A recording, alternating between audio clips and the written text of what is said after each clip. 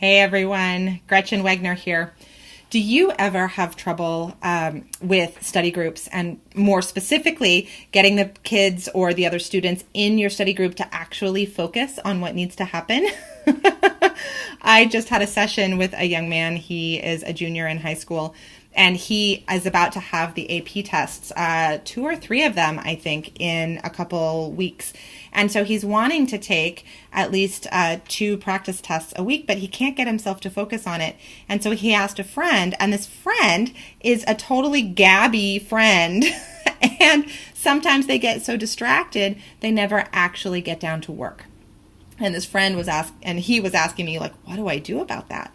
And we strategized some things like, well, should you go to the library? Should you go here? Should you go there? Can you have your parents like help you focus? And he wasn't interested in any of those things. And then finally I asked my client, well, have you actually talked to your friend? Have you actually told your friend that actually this is something you really want to do, and ask your friend if he would help focus and try and keep the distractions to a minimum? And my client just kind of looked at me. Like there was that long, awkward pause. And I just looked at him and I was like, wait, you haven't talked to your friend at all? And he was like, no. And then I said, can you imagine talking to your friend? He was like, I don't know. And it floored me for a second. And granted, this is a teenage boy we're talking about here, talking to another teenage boy. And I know I'm, a middle-aged woman.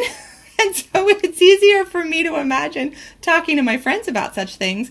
But this brought up a good point. Sometimes it's really hard to let our friends know that some of their behaviors are not helping us meet our goals.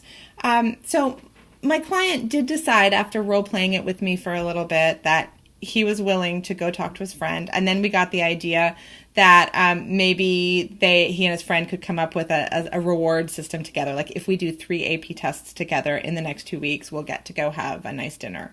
So my client's going to try having that conversation. I don't know how it's going to go.